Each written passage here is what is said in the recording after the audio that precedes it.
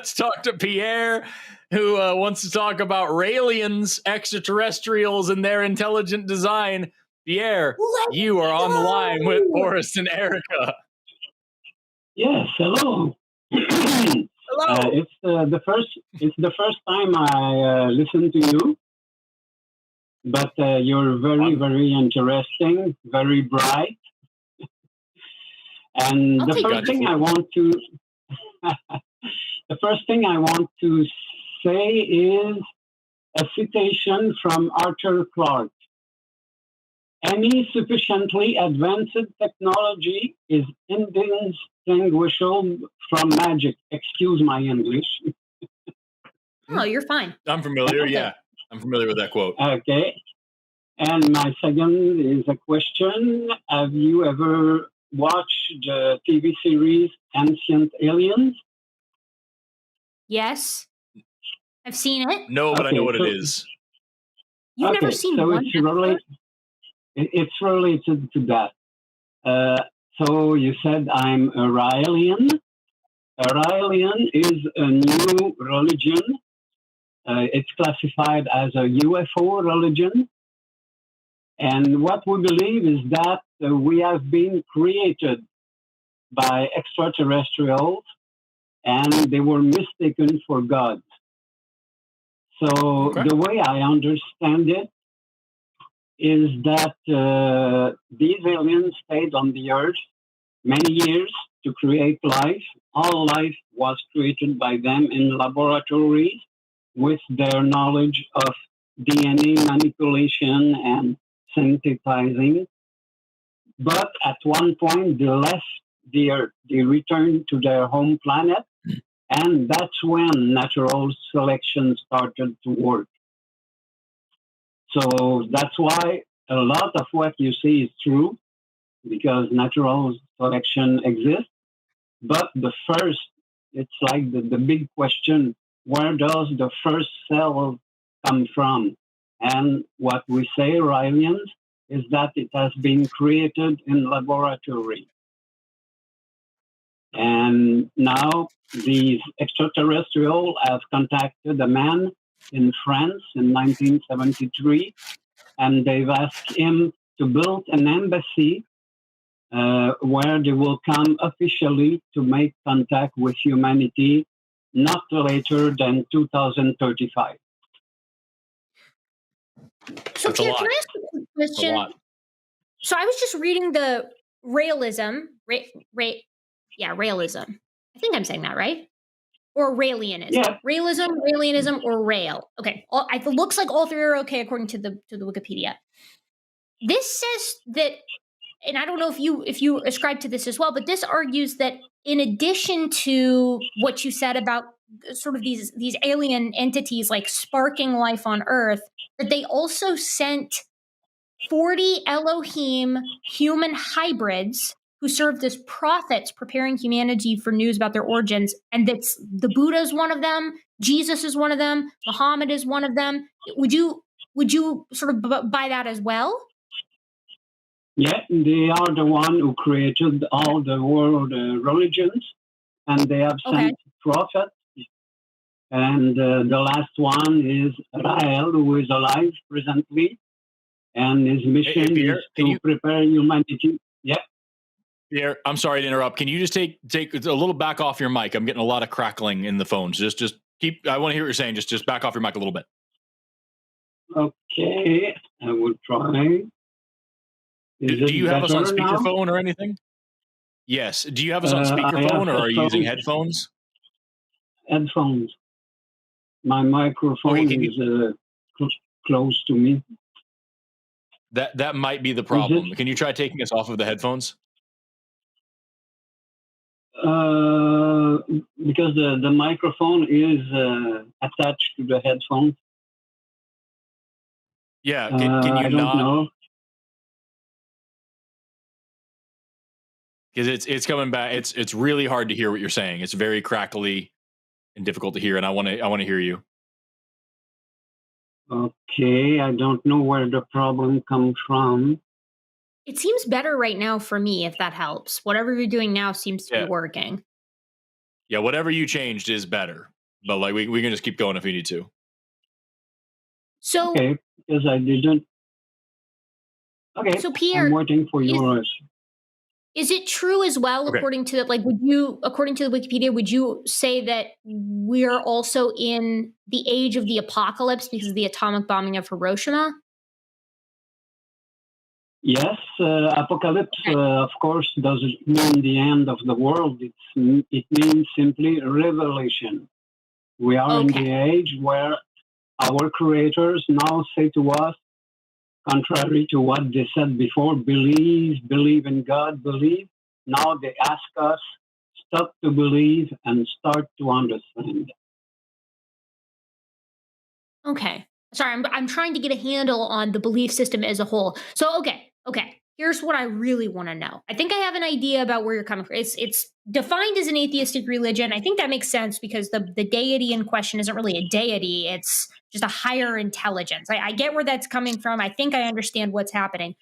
What about Raëlism is convincing to you? Why are you a part of this belief system?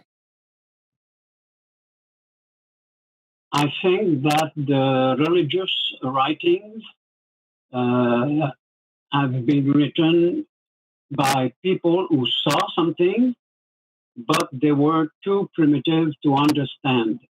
Like my first citation of Arthur Clarke, they could not understand technology. So everything that was coming from the sky was divine. But in fact, these scientists who created us, they are humans like us, flesh and bones and thinking, a brain. They are exactly like us. And like it says in Genesis 1:26, let us make man in our image. So they created us exactly like they are. And like you said before in your program, uh, here it was just an experiment. On their own planet, there is a group who is against the creation of humans because, like Forrest said, it implies some suffering. If you create someone, he will suffer because suffering is part of life. And one group on their planet say we should not create humans. You can create flowers, trees, things like that. That's okay, but do not create humans. And this group is led by the one we named Satan. He's against the creation of life. Okay. And so, but they did it anyway. So we're here today. We're thinking, and I've read on Forrest website that he wants to improve humanity to make it a better place to live. And that's exactly the goal of the Raelians also. Sick. So I just want to. Yeah, I have questions, but you go first, Forrest, because I already said something. I probably have the same questions. I just want to ask, like, just for clarification, I'm pretty sure you already said this, but I just want to make sure I'm getting it right. Is that the Raelians, are you saying they made the first humans or the first life forms on this planet that then evolved eventually into humans down the line? They created every life forms on the earth, including humans. Every life form.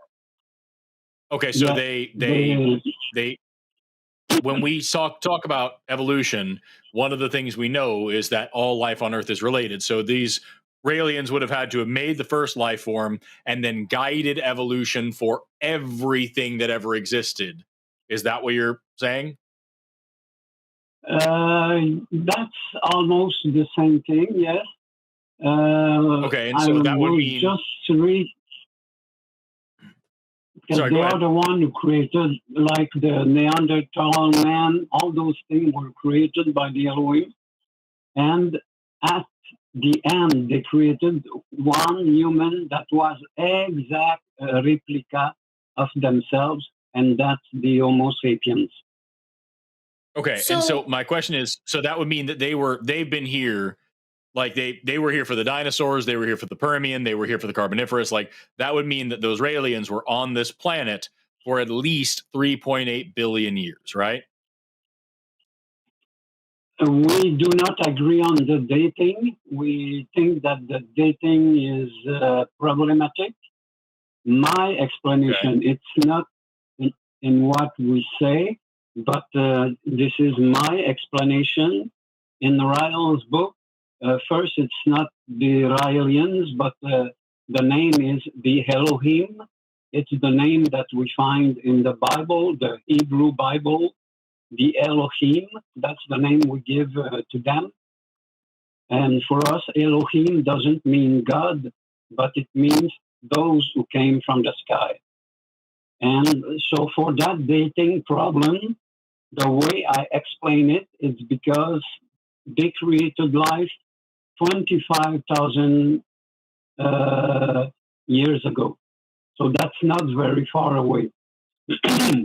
But like it says in the Bible, at one point, they find that their creation was too aggressive, too bad, and they decide to destroy it because for them it was just an experiment. So we failed. They are not good creation, so destroy everything. And when they destroy life on Earth, it was with big explosions similar to nuclear bombs or something like that. And in Raël's book, it says that they artificially suppress the radioactivity of the explosion. So my explanation is that this artificial suppression of radioactivity is causing problem when we date specimens. It makes us think that specimens are very, very old, but for us, they are not older than 25,000 years. So it's like the Forerunners in Halo.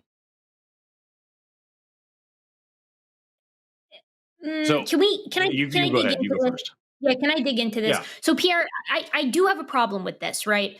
You had me a little bit on like you can't really support it or deny it, but if you want to make the claim that like if you there's a way for this idea to sort of be copacetic with virtually everything that science says, and it's got some woo on the edges that are personal beliefs or whatever. There was a way to make that work, but you lost me here. The second things start becoming very testable, right? Because the thing about dating methods is that radiometric dating, or like using radioactive decay to get dates for certain rocks, is also corroborated or confirmed by non-radiometric dating methods, right? So for instance, we can radiometrically date an ice core, right? Or the ash within an ice core. And then we can also count the layers of snow up and down an ice core to use them to corroborate each other. And they come to the same age, and that age is not 25,000 years ago. We can do the same with varves, or these seasonal deposits that lakes leave based off of how much detritus there is in the lake. So like, fallen leaves and things like that. And the banding patterns look really similar. It's this cute little stripe where in the summer it's very light colored, and in the winter it's very dark colored. And so you end up with these bands alternating on lake shores that then fossilize. If you radiometrically date like dates associated with those varves, they corroborate one another. Same thing with, you can cut down a big tree and you can count the rings in the tree, and the tree ring date is going to corroborate the date that you get when you radiocarbon date that tree. And what's really cool is some scientists have actually done this in a 3 or even 4-way corroboration method, where they radiometrically date a tree, they count its rings, they look at the nearby varves, and then maybe they, in some cases, will corroborate it with an ice core that's dated to around the same time period, and they will all home in on the same date. And it will be older than 25,000 years. So that's a problem for this perspective for Raëlism, because the aliens in question, the Elohim in question, wouldn't just need to suppress the radiation, which I don't know mechanistically how that would even work. The creationists end up with a heat problem with that, but I'm imagining that something different is going on with Elohim here. But at the same time, they would have to change the rate at which trees grow to look like it corroborates radiometric dating. They would have to change the rate at which like snow falls to corroborate radiometric dating and the tree thing. They'd have to do the same with varves. They'd have to do the same with coral clocks. They'd have to do the same with thermoluminescent dating. They would have to do the same with all sorts of different methods that we use to get the age of things that converge on the same date, but they're not all using radiation. You see what I'm saying? So to me, that's a big problem that I see right off the bat. Like I said, this is my interpretation. This is not written in the messages. But what is written is that the Earth is not a young Earth. The Earth is old, and it's possible because what we say is when the Elohim arrived on the Earth, there was no life, only water and clouds. But what we say is it's possible 10,000 years before the Elohim came here, there was another creation. And perhaps those people who were alive then destroyed themselves with a nuclear war or something, I don't know. So it's possible there was other form of life before the arrival of the Elohim. So it's possible that some of the things we find are from that other time, other creation. But one of the things we say, and that is clear, is that evolution by chance is impossible. If you find something that is alive, like when scientists say one day we will find some microbes on another planet somewhere far away, this cannot appear by chance. It has to be created. That's what we say. So I have several questions, and that's where we'll start. When we're talking about like abiogenesis, the beginning of life, what we know is that all life on this planet, all life that we know of, is made of four major macromolecules. Those are proteins, lipids, carbohydrates, and nucleic acids. We know that those macromolecules are made of individual monomers. So proteins, for example, are made of amino acids. Lipids are made of fatty acids. Carbohydrates are made of sugars. Nucleic acids are made of nitrogenous bases. And what we know also is that each of those individual monomers are found in nature and in outer space all the time. So on asteroids and comets, all the time we find hundreds of different kinds of amino acids. You only need 20 of them for life. We find sugars. We find fatty acids. We have found all 5 possible nitrogenous bases on meteorites. So we know that the things that make life self-assemble. They do it in laboratory settings, and they also do it out in nature all the time. And we do it in outer space all the time. We know that a lot of them, at least, we don't know about all of them, but we know that a lot of them self-polymerize. They form the long macromolecules by themselves. We have examples of simple peptide chains from amino acids self-forming on microdroplets of water. We have examples of oligoribonucleotides, simple strings of RNA, self-polymerizing in response to some minerals or something like that. I forgot exactly what the details are, but like we have these, we know that lipids behave the way that they do in our bodies and form what look a lot like cell membranes all by themselves. And when they are phospholipids, when they have something on the end of them, which also, these polar and nonpolar pairs also can exist in nature, we know that they behave exactly the same way as our cell membranes. They form bilayers exactly the same way. So like when you're talking about like life can't start by and we also know that RNA is it's a catalyst for biochemical reactions as well as genetic material, and we know it can self-replicate. So literally all the most important parts of getting life started are things that we have seen happen out in nature by themselves naturally. We have not seen life get started. We haven't seen all these pieces happen at the same time, but we know that damn near every single individual part of it can happen. And that's a big argument for abiogenesis being natural. So my question to you is, if that's the case, why are you taking this extra step to say, okay, it's actually not possible? And what makes you taking that extra step any different than a creationist, a theistic creationist saying God is necessary? you have to have Jesus doing this. Why is it a different argument than what they're making for you to make that same argument? The difference is that we do not think the Elohim are gods, and we Right, do obviously. not I'm asking, certainly like, think that substantially. what they say is when they arrive here, they took what is available on this planet, and with those basic materials, they synthesize DNA. And of course, they know how to program DNA, so they took what was available, synthesized it to create the first DNA, I would say. And then they created the different things, birds, trees, fish, and humans, finally. But it's possible that, because for us, everything is natural. It's not nothing supernatural in our vision. We do not even say that the universe was created. We say that the universe is eternal and infinite. So there's no God who created the universe in the beginning. The universe is there.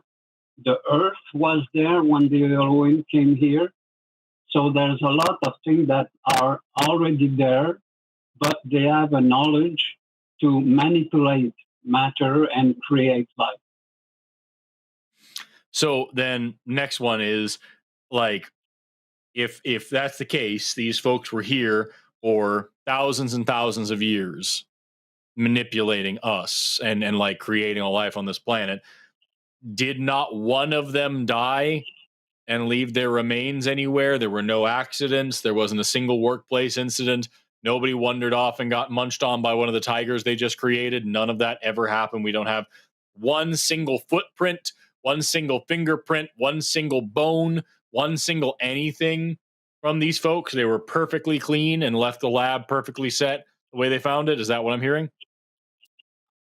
About the lab, I remember Raël once said that they were constructing labs that are biodegradable. So when they left, the lab just returned to dust, I would say. But I don't know what they did if someone died. Perhaps they took him and returned him to their original planet. I don't know. Or I'm saying there has to have been, for thousands and thousands of years, manipulating life on this planet. There wasn't a single accident where somebody fell down a chasm and is still trapped there, and we could find their bones. There isn't a single person who left a footprint in the mud that we could go find. There isn't a single person who got a wild hair up their ass and signed their name on something. Like, every single one of them behaved perfectly for thousands of years. Did these people live that long? Did they have a normal human lifespan like us, or was it longer than us? And if it was longer than us, how? Like, you're giving me this situation where there are these guys and they did this thing and not a single one of them ever fucked up. And if they did, there's a way that we can rationalize it away without ever having any proof that these guys ever existed. And those are just, that's not anything that substantiates any of your claims. That's just adding claims to claims. It's an interesting question, because I don't know, and the messages Raël has received doesn't mention what they did with those who died during that time. They don't talk about that. Perhaps they will give us more information when they will come. Like I said, we say that they will come before 2035. What about them? If life can't get started on its own, and evolution has to be guided in this way, where did they come from? How did their life get started? What alien race gave rise to the Elohim, and what alien race gave rise to that alien race, and that one, and that one? The universe seems to have a time limit. So how far back could this possibly go? So like I said, Raelians do not believe that the universe was created. We think the universe is eternal, and that's the way the Elohim explained it to us. They also have been created the same way by other humans, and that's why at one point they decided to let us progress by ourselves to our time. They said one day when they will have sufficient science, they will be able to understand. So we have been created by other humans. They have been created by other humans. And we say that this goes on to infinity. We are just part of a cycle of creation. Right, but like logically, those two things can't make sense at the same time. Saying that life cannot get started on its own and was not created means that there's some point where you have nothing. If life can't get started on its own, it has to be made by somebody. And if you go back to the some people who made them, who made them, who made them, who made them, at a certain point, either somebody came about naturally or they didn't exist. And then the whole system falls apart. So you can have an infinite universe, sure, why not? But an infinite progression of life doesn't make any sense. Life just popping into existence with the rest of the universe an eternity ago defies one of the things that you said.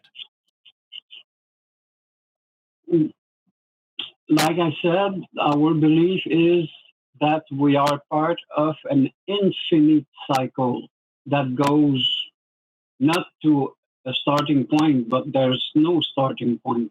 I understand that impossible, perhaps, and that's okay. I'm just telling you what Raelians believe. And like we often say, we do not want to convince anybody. We just bring the information and you accept it or not. That's not a problem for us. And for the rest, because there are a lot of things you discuss tonight that are interesting. And like I'm part of the Quebec Humanist Association, and they had some problem because I'm a Raelian. But I said to them, you know, a Raelian and an atheist, it's the same thing. We are living, we are humans, we are problems to solve. We try to solve them to the best of our knowledge.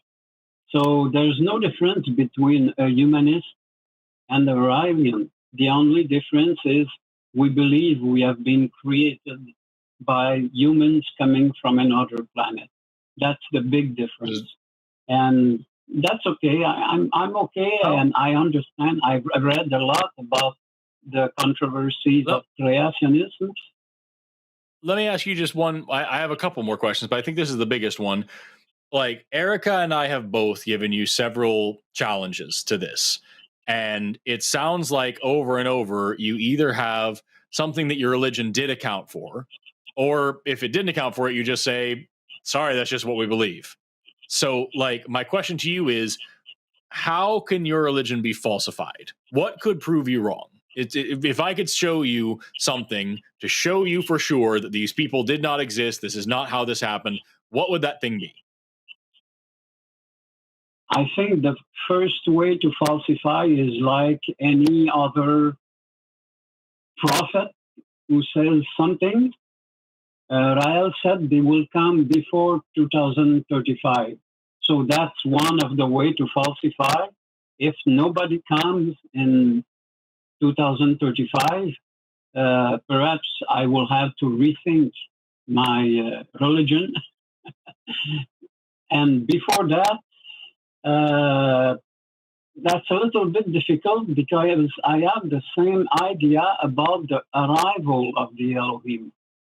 If someone arrives in a flying saucer, let's call it a flying saucer, a lot of Christian people who believe in God and Jesus, they will say that this alien coming out of a UFO is the devil, or it is the Antichrist, or something like that. That's absolutely that's absolutely true. And we've talked to people like that. But like I'm sorry, that's not a very satisfying answer for me. It's just that we need to wait 10 years, and then in 2035, when these people don't show up, the leader of your religion is going to give you an excuse and a new prediction, because that's what always happens with things like this.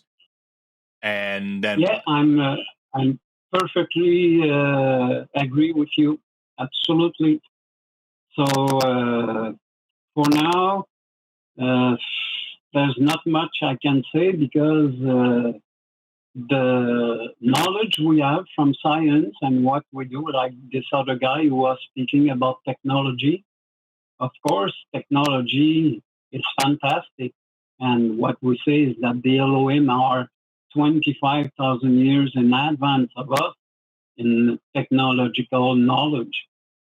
But for the rest, what I say is our science is at a point where we still believe in the Big Bang.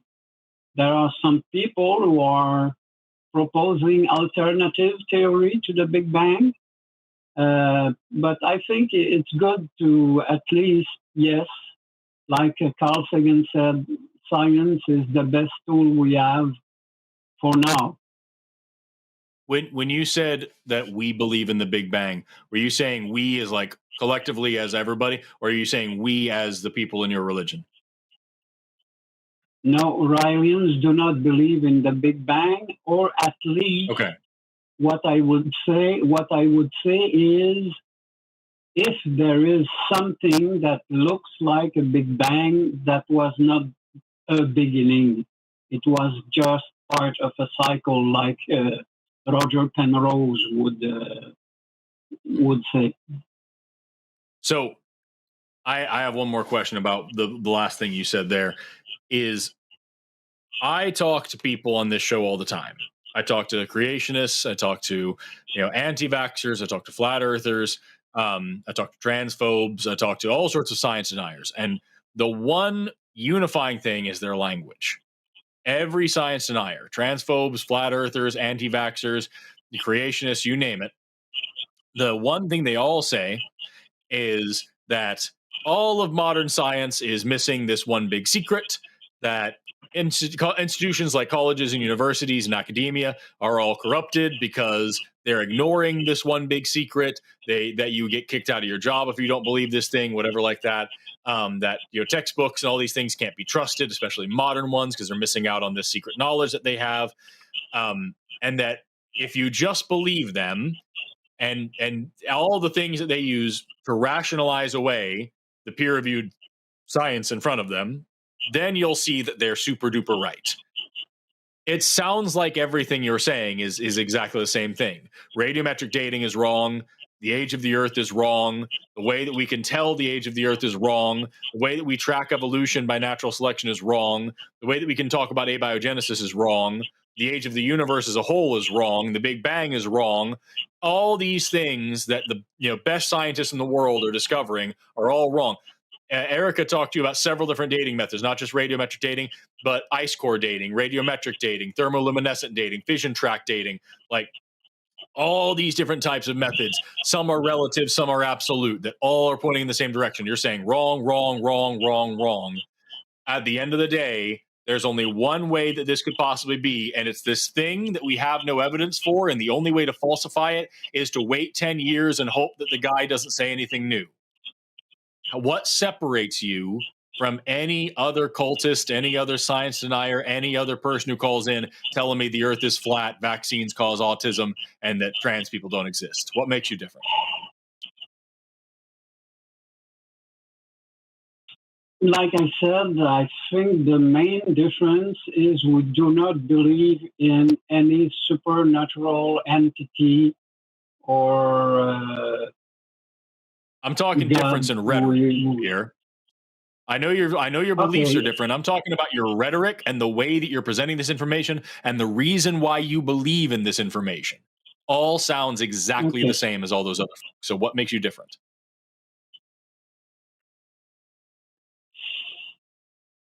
It's difficult to answer, because I have to agree with you. It's very similar.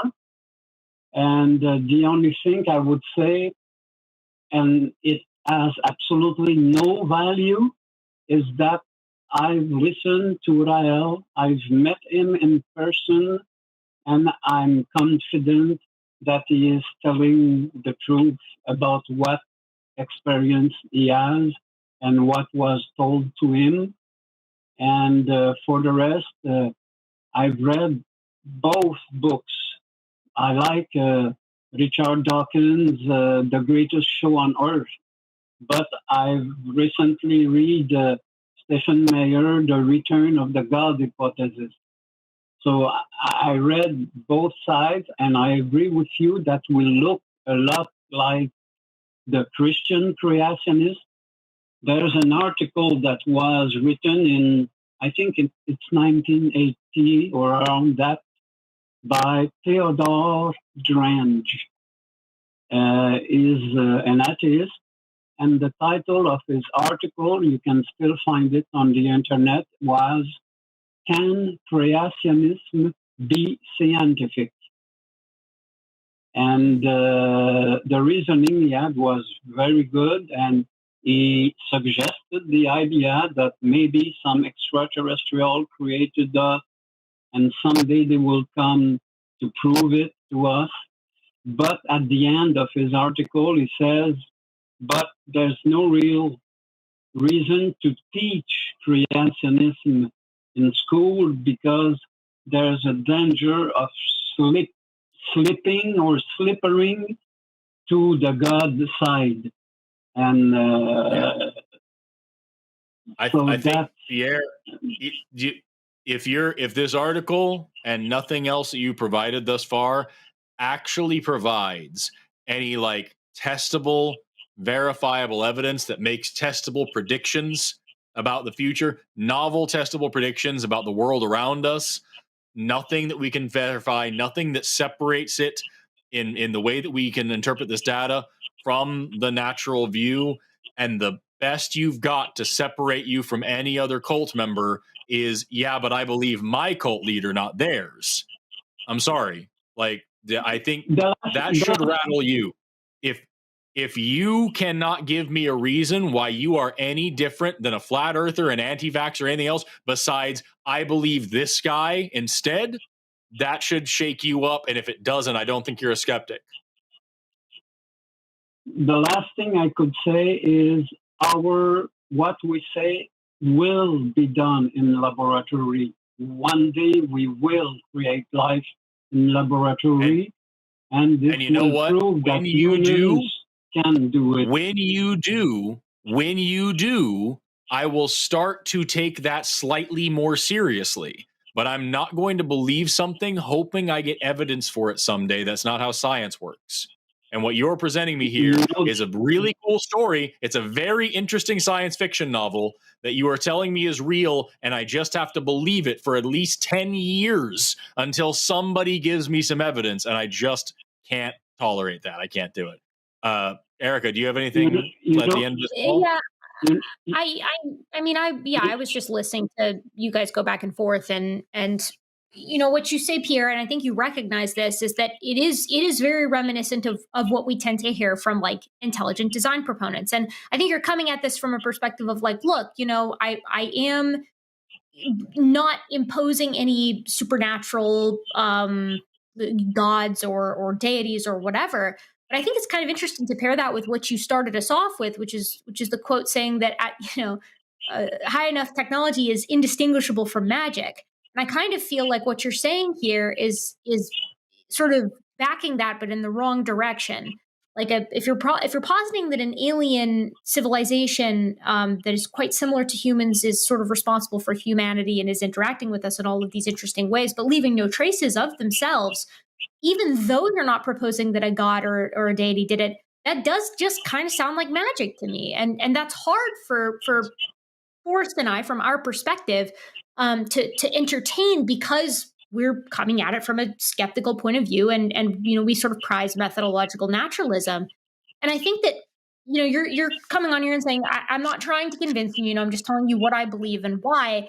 And you're entitled to believe what you want to believe. But what I don't know that I'm comfortable with, and Forrest already voiced this, I don't know that I'm comfortable saying that what you're presenting to us is really all that distinct from some of the other perspectives that we've heard on here, because like all of them, you're coming on and giving a perspective that's interesting, but it doesn't have any scientific backing. And the best we can hope for is to see whether or not Raël is correct in 10 years or not. And I mean, boy, am I going to have egg on my face if the Raelians if Elohim shows up, in 10 years, I'm like an idiot. But typically, and I would expect this would be especially the case for an intelligent civilization. I think they would make themselves a little bit more, they would provide more opportunities to test this from a scientific perspective, especially if they're frequently experimenting and creating life on other planets. I would make that an expectation that there would be other ways to verify this other than prophets, I suppose, because then again, it starts sounding a lot like religion. Like if this is an atheistic sort of perspective based in the scientific interactions of an intelligent civilization with us, I would expect them not to use prophets. I would expect them to use methods that we would use to communicate with a civilization that we had seeded somewhere. Those would be my expectations. But it's hard for me to levy. I mean, I'm just speculating, but so are you in a way. So it's hard to really assess this from a scientific perspective outside of to just hear you out and say, I've not met Raël.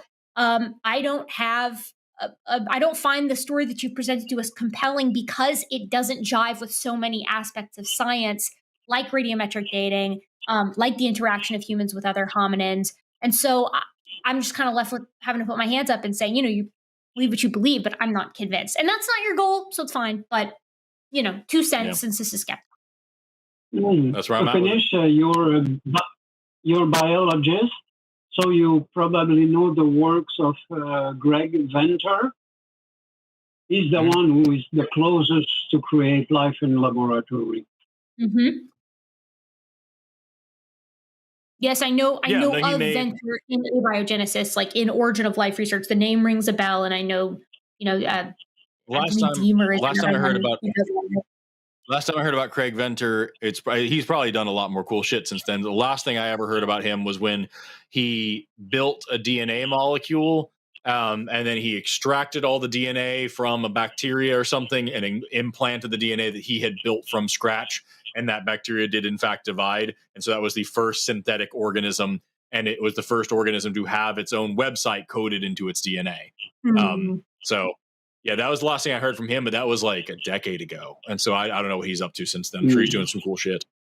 I mean, I don't keep up with the Origin of Life research stuff as much as I probably should. And it's like, I don't doubt that we'll create life in a lab, but in science, and gosh, this has been a reigning theme tonight, I feel. In science, we tend to like experiments that actually discriminate between hypotheses or discriminate between models. Because if we created life in a lab using conditions that we think are from prebiotic Earth, that doesn't tell us that you require an intelligence to create life in a lab. It means that intelligent agents can create life in a lab, or the conditions that we simulated in the lab can create life in nature, right? And so that becomes, I don't think that would validate Raëlism. I think that would be consistent with your perspective of Raëlism, but it would also be consistent with methodological naturalism and abiogenesis without a guiding force, or with the guiding force, whatever, however you want to look at it.